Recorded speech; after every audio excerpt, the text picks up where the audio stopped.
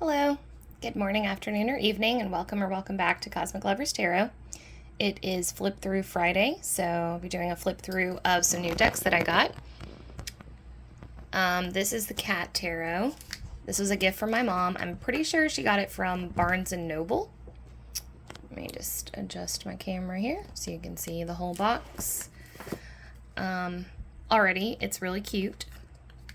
In the bottom, it has this little cat like peeking out from the bottom. Looks like it was $20, $19.95 for the deck, and I'll link to it in the description box. Seek answers to the past, present, and future with a brand new, gorgeously illustrated tarot deck led by the oldest symbol of wisdom, divination, and inspiration, the cat. And then we can go ahead and see a few cards. Let's see, we've got the Chariot, the Hanged Man, the Empress, and the Magician. And the top also has the same cat peeking out of it. On the side, just looks like Cat Tarot. We've got like a little sun, a little paw, and a little eye there. The cover is interesting. We've got like a little Saturn down here. And then I wonder if this is like a take on the elements. There's a fish and a mouse up at the top too. At first when I saw this, I thought that the cat was holding, had like a cell phone in his mouth. But now I'm realizing that, you know what these look like, these little cards that he's holding? They look like those, psychic training cards that you would like pair up with somebody and they would try to send you what shape was on their card. So I wonder if that's what this is supposed to be based on. I'm not sure. Anyways, so that's the whole box. I'm going to open it now. Okay, the inside, some cool little symbols in there. I see like infinity signs, an open palm, and a little cat paw. The Saturn again. That looks like a tennis ball. There's a tennis ball. There's the sign for Aquarius. Oh, there's all the zodiac signs. And then there's also the, wait, that's Mars. That's Venus. So Mars and Venus are shown. And the moon. And there's hearts. Okay. It is still in its plastic, so give me just a minute. This is a perk of having stiletto nails. You can open things very easily with them. All right. Turn the plastic off. Okay. And then the bottom of the box looks the same as the top. We can see a little bit of the rest of the body of this cat. Oh, yeah, there's the rest of that little cat that was like peeking out from the side. So it looks like this when you open it up. Shoink. Okay, I'm gonna put the box over here and we're just gonna go ahead and start flipping through. I'm gonna bring my camera down. Okay, so here's the guidebook. Oops. We accidentally saw the Fool. Okay, so Cat Tarot Guidebook. There we go. The back has the same cute little insignia. That'd make a really cute tattoo, actually, just like a tiny little one. All right, a guide to Cat Tarot. Okay, we've got a table of contents. Oh, wow, very tiny print. Introduction. For generations, humans have looked to cats for guidance on the best way to live one's life. Okay, so it looks like a little thing about cats. Very cute. Oh, and I forgot to say, one way that you could use this video if you wanted to was you could use it as like a form of divination. You could ask a question and then just like skip to a random point in the video, and then whatever card is that is up at the time could be like the answer to your question. So that's one way you could use this, besides just using it as a flip through. All right, here's some information about the deck. So they talk about the tarot, how the tarot is. Okay. Oh, I love this. The major arcana consist of 22 cards representing the big picture. Do cats have all 9 of their lives? Are they destined to rule their households? Are there litters of kittens in their future? And then the minor arcana consists of 56 cards representing everyday challenges. When will food arrive? How long before food arrives? And how loudly must one yowl before food arrives? That's actually really awesome. And then, I see. That's their suits. Okay. So going back to the cover, that's the suit here. So wands are actually little Saturns. And then cups are the little water bowl. Oh, it's a cat toy. It's not a Saturn. It's a cat toy.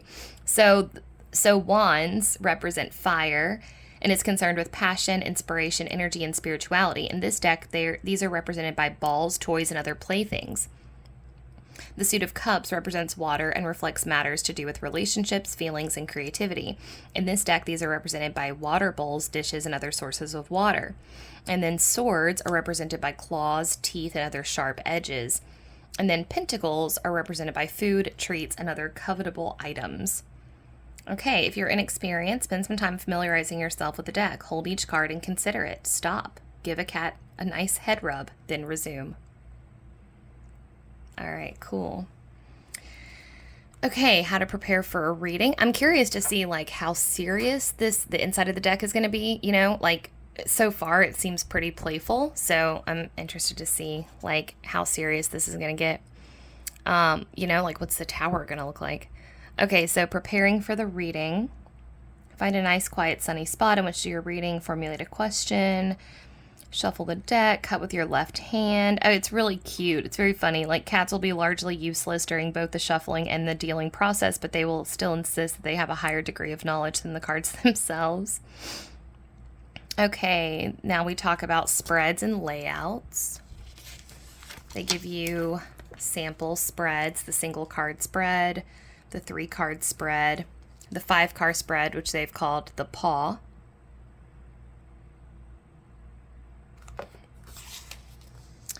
And then the Celtic cross, which they're calling the loaf. The horseshoe, which they're calling the cat stretch. Cute. The mandala, or the belly rub.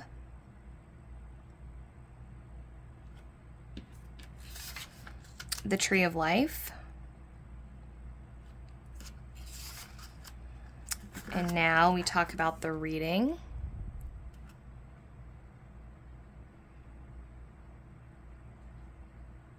Cool.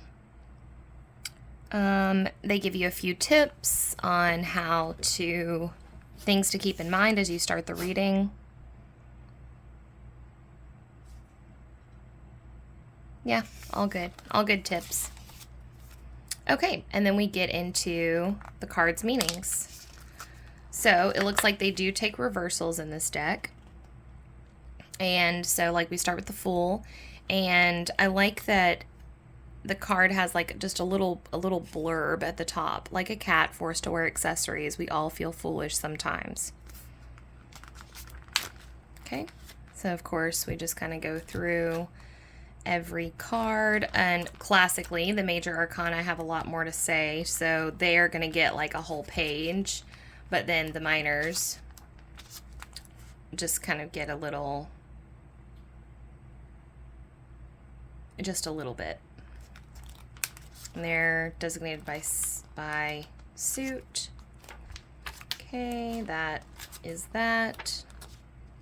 And then a little bit about the authors, and that's the guidebook. Okay, so let's just go right into this.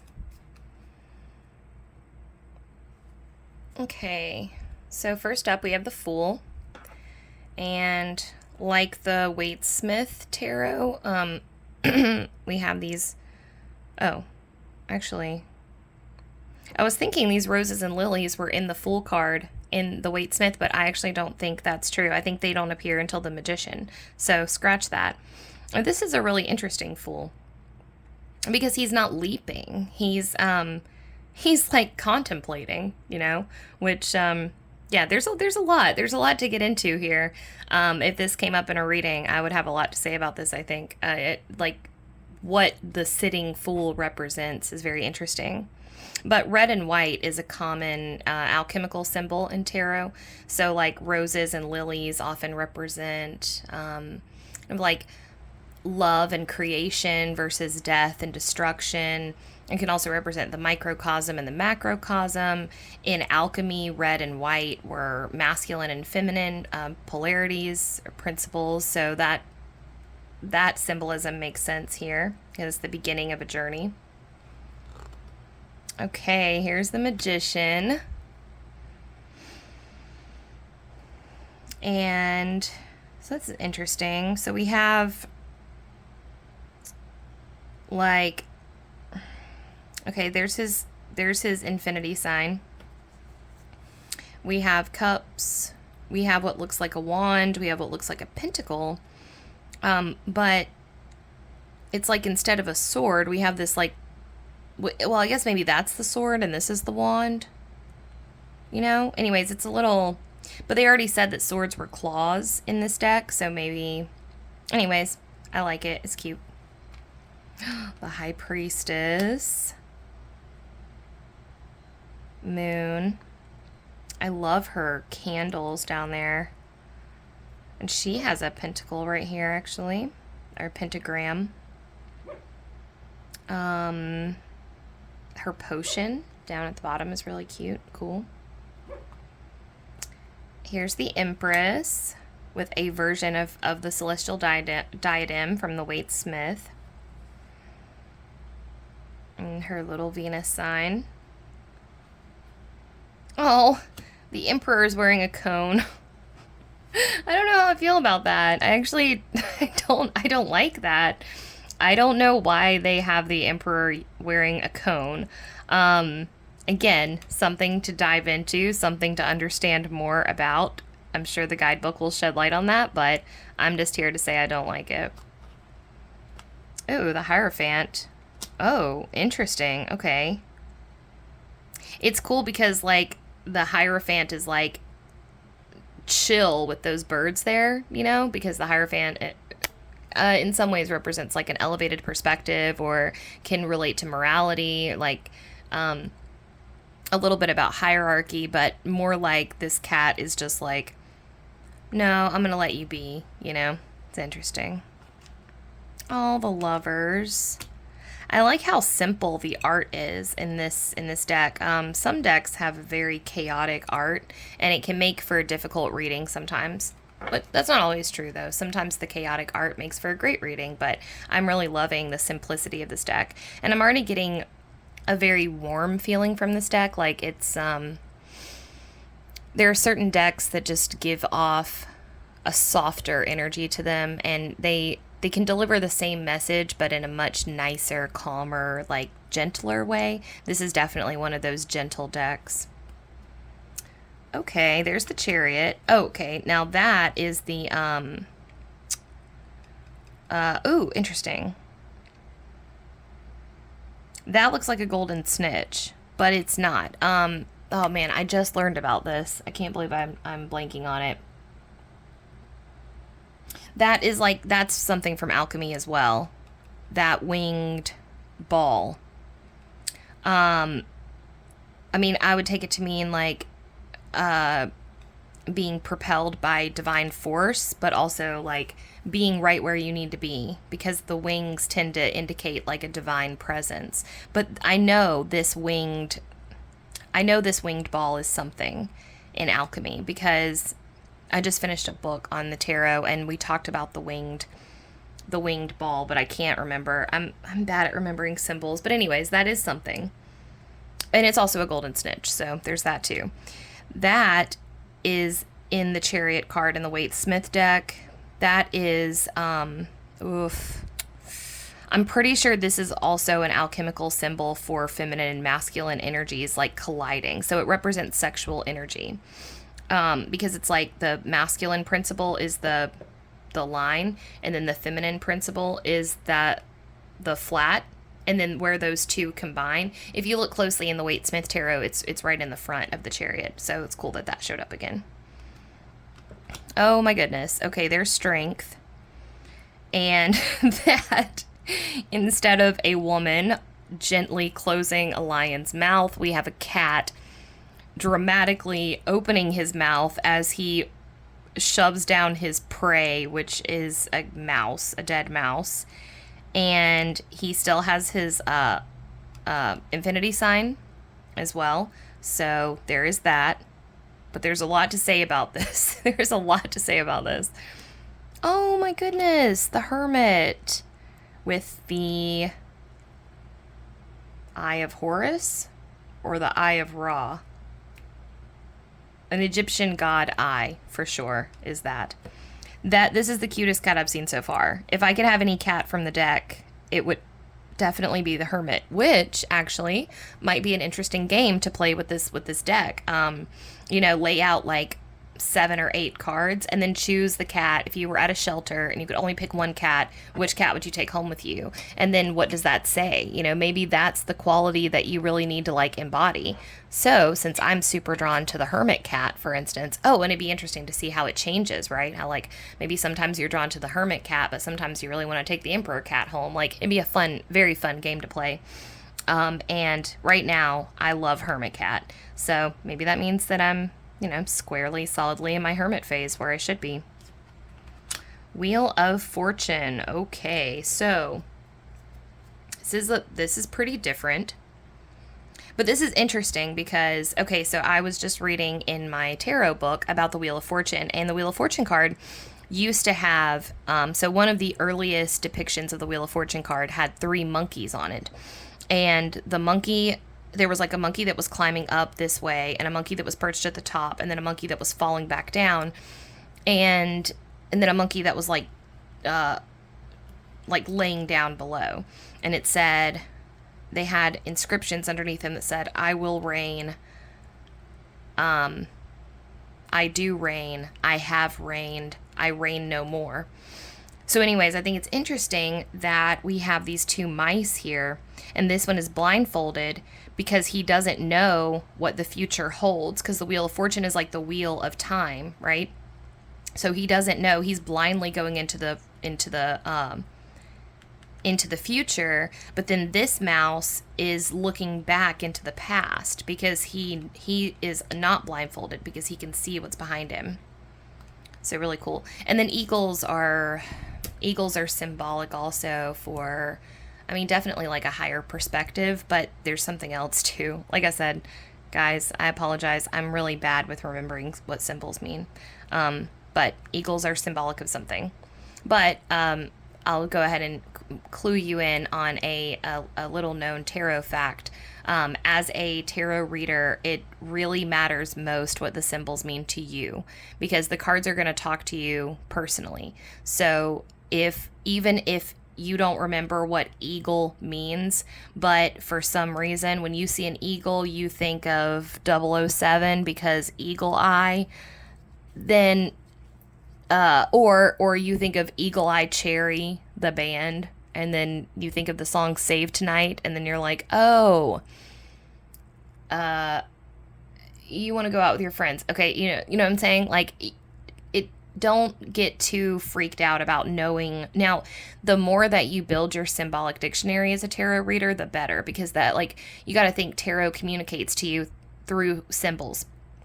So the more symbols that you know, like the color green, the color yellow, the color red, the eagle, the mouse, the water, the more symbols that you know, the better the chances of the cards being able to talk to you. It's almost like becoming fluent in a language and then learning and then expanding your vocabulary in that language so that you can talk to more people, right?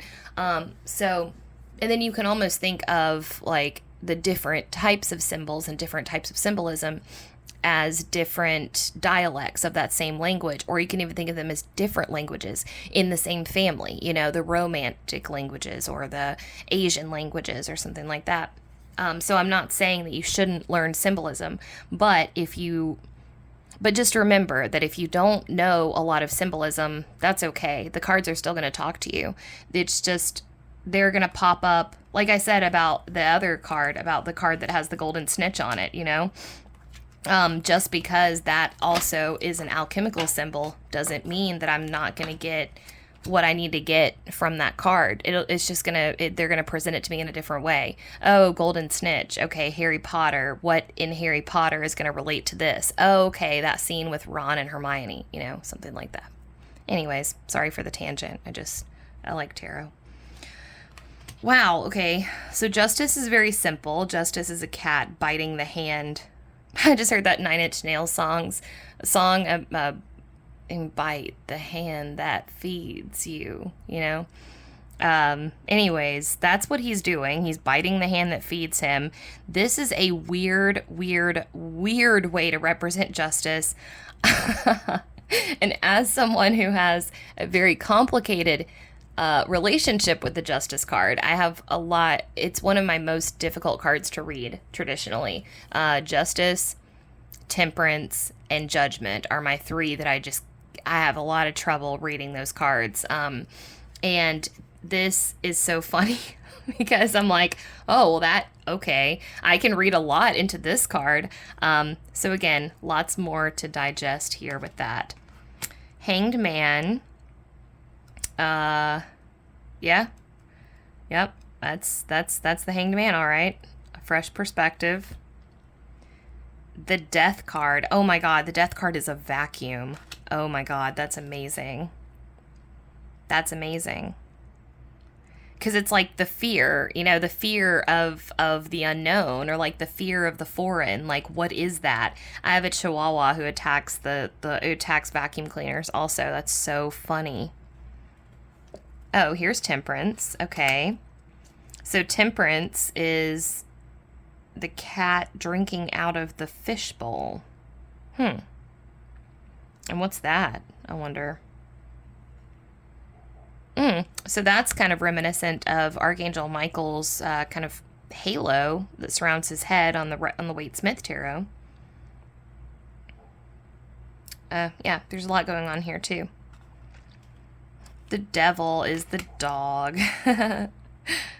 There's a lot to talk about there for sure.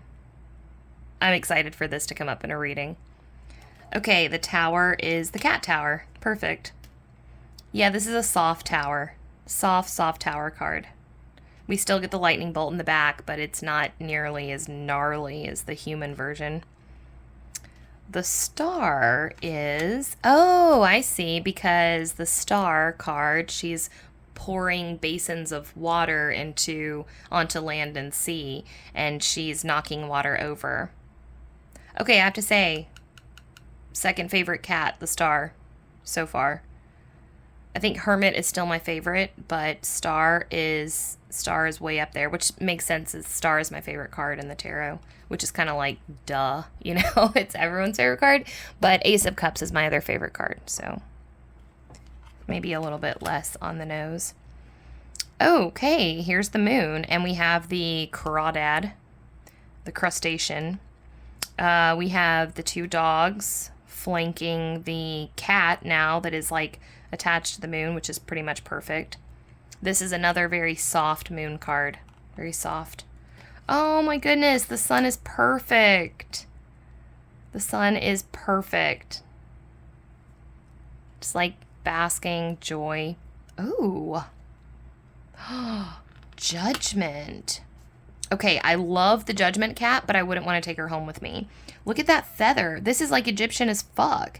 Because like that's the feather that you would weigh your soul against the scales. Oh my God, this is so cool. I love this. I love this depiction of Judgment so much. We have like Bast in the background, the Egyptian cat goddess.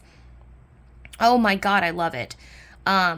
It's like, because, you know, Judgment is about like the reckoning. I mean, literally on the nose, Judgment is like the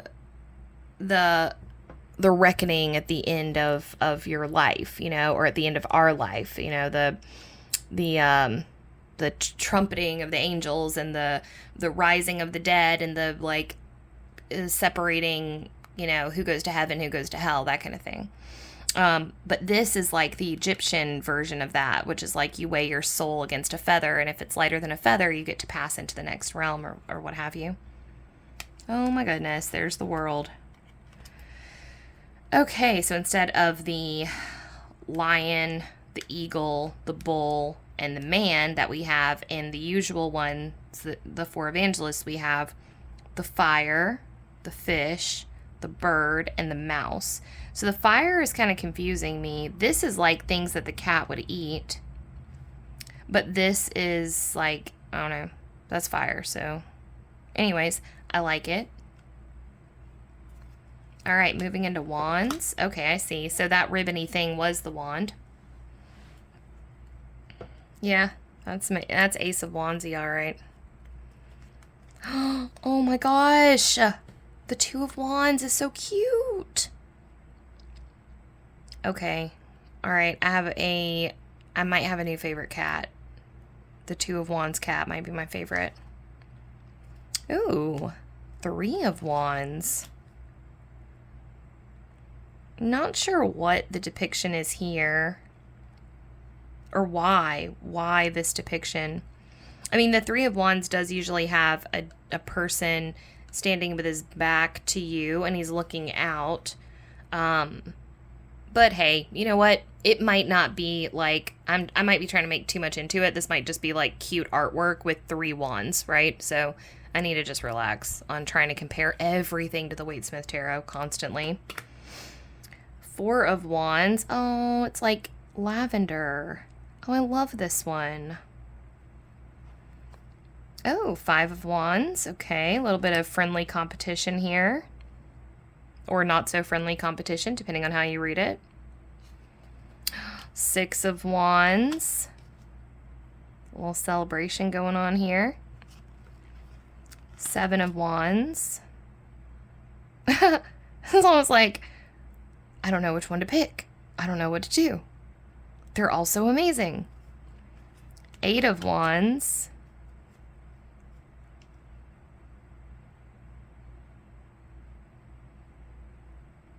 Sorry, I just completely forgot what the Waite-Smith 8 of Wands looks like. And it's going to bug me. Okay, 7 of Wands is when you're standing your ground against... you have your wand and there's all those wands facing you. And 8 of Wands is... Oh, 8 of Wands is perfect alignment. Right. It's like ding, ding, ding, ding, ding, ding, 8 wands. Okay, yeah, that fits. That tracks. 9 of Wands. Burnout. Too much yarn, not enough kitty. Oh my god. 10 of Wands. It was like, this cat is just over it. This cat is like, I don't need any more toys, dude. Like, even his ears are just like, nope, leave me alone. Oh my god. The Page of Wands is like terrified of his own power. Or he's terrified of his own enthusiasm.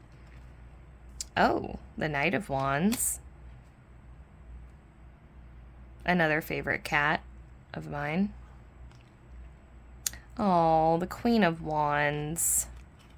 All curled up by her fire. That's amazing.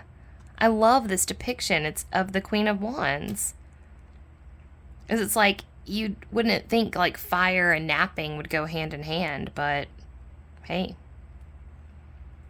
King of Wands. Oh, there's his salamander. Cool, they brought the salamander in, and they've got the crowns in the background there. Oh my god. Ace of Cups is adorable. 2 of Cups. Little intertwining cat love tails, cat tail love. 3 of Cups. Getting down with your pals. 4 of Cups. Oh yeah. Don't miss out on the new one. I don't know. Yeah, a little bit of that. I like this cat too a lot.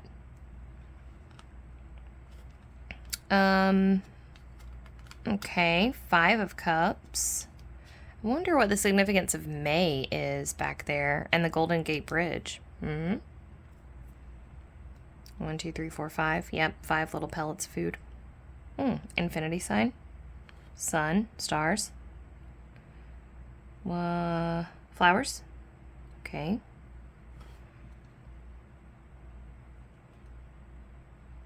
Oh, and 5 of cups. Oh, that makes sense, because in the classic tarot, there's 3 cups spilled behind him and 2 cups in front of him, and he's looking at the spilt cups and not noticing that he has 2 others. So in this situation, the cat actually seems pretty satisfied. This is like a positive 5 cups. Oh my goodness. 6 of cups is about sharing. Or well, it's sharing is caring, but could also be like a soulmate card. This, for some reason, makes me think of an age gap relationship, actually. So I wonder if that will be that indication. Certain cards, when you start reading often, and I'm like not even there yet, but I'm getting there. When you read often, certain cards will just have like a quick meaning for you. Like, this is what this is, you know? Shorthand, basically. Symbolic shorthand. 7 of Cups. Oh yeah, this is like fantasy. I'm like wishing that there was like little dream bubbles on top of these that have them as other different things, like a dream bubble of a steak, or a dream bubble of a burger, like a dream bubble of a fish fillet, you know, something like that, but that's okay. It's still cute. 8 of Cups. In search of more water. 9 of Cups. Oh, black and white. I like it. Like it. 10 of Cups. That's a weird depiction of that. Oh, the rainbow is there. But the rainbow is there. Yeah. So, but that cat doesn't look very happy, you know, and 10 of Cups is pretty happy. But I don't know. Sometimes I guess it doesn't have to be, right? Every deck has its own flavor. Page of Cups. Okay. Lilies. It looks like daylilies, so it might be cool to look up the significance of those. That's weird because, yeah, that's just weird. But it makes sense because Page of Cups is about kind of exploring your inner world for the first time. So this cat is like going for it. Knight of Cups, still going for it. Queen of Cups. Wonder if all the queens are sleeping. And the King of Cups. He's got his fish. He's got his dolphins. Gorgeous. Ace of Swords. Claw. Also, side note, what is going on with this? Okay. Do you see this? Tell me that does not look like someone's abs. Like just rippling abs in the background. It looks like whoever is grooming this cat is wearing like a Batman suit. Super bizarre. Okay, anyways. 2 of Swords. Oh, 3 of Swords. That's a perfect depiction. The little... Oh, hey, it's the cat from the cover. They just replaced it. That's cool. That's cool. Oh, the 4 of Swords. It's a cute cat, too. It looks like my old cat, Merrily. Okay, 5 of Swords. Yeah, that tracks. 6 of Swords.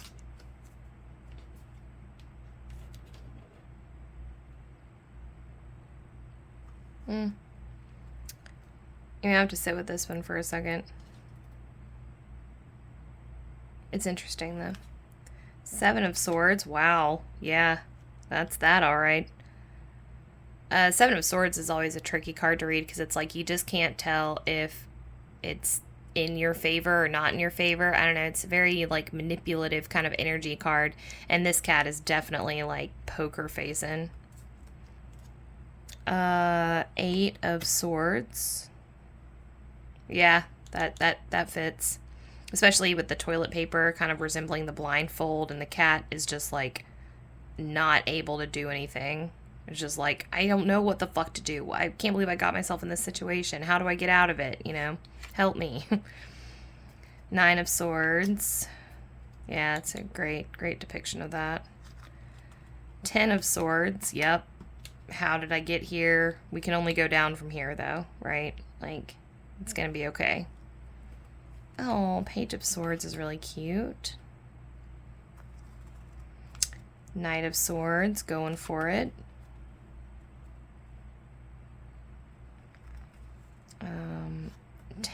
Queen of Swords, so they are not all sleeping. Digging the birds in the clouds. Oh, the King of Swords with his butterflies. They've really been making sure to keep the creatures on the kings. Okay, Ace of Pentacles.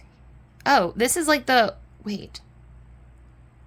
I wonder if all the ace cards had hands in them, and I just noticed this one, but I was like, oh, this is like the first ace card to involve the hand. You know, the hand emerging from the heavens. Two of Pentacles. Yeah. Three of Pentacles. That's interesting. Very interesting.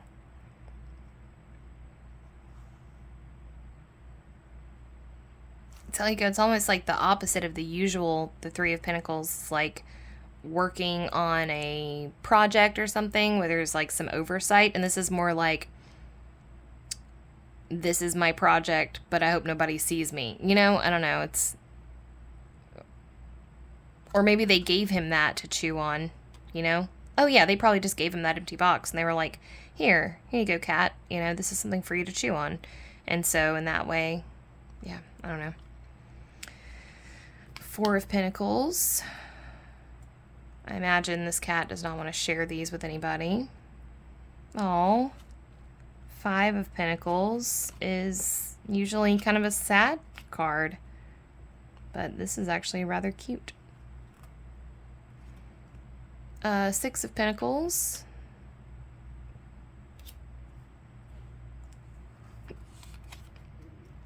Seven of Pentacles. Yeah, this is like surveying how much you have. Eight of Pentacles.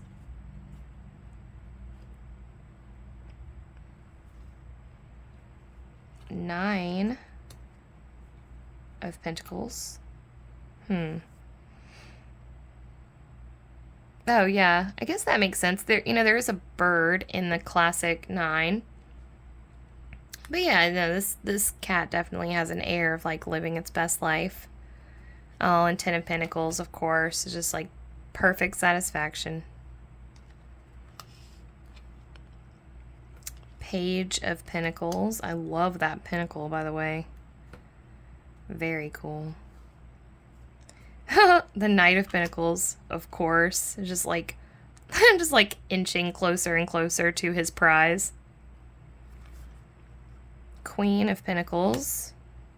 Oh, look at how strategic she is. That's interesting. I don't know that I would have necessarily like combined strategy with pentacles, but that's something to think about. And lastly, the King of Pentacles with his straight up feast. This is what the back of the cards look like. They have the same as the inside, really cute backs, and the cards are good quality. Like, they feel like they'd be really nice to shuffle, by the way. You know, they're pretty much your standard, but they're slick. And anyways, that is all I have for you guys today. I hope you enjoyed the flip through. I did. This is a really cute deck, and I'm going to enjoy working with it. I will, after I have spent a little bit of time with this deck, I will, I'll do another video where I go through a review and tell you, you know, what the pros and cons are of the deck and things like that. This is just a flip through for us to hang out and watch it and, you know, see it for the first time together. So, all right, well, I will see you guys next time. If you enjoyed the video, please like it. Leave a comment down below if you want to chat with if you want to chat with me about anything. Sorry, I cannot talk today. And if you enjoyed the content and you want to see more of it, please subscribe to my channel. Thanks so much. Bye.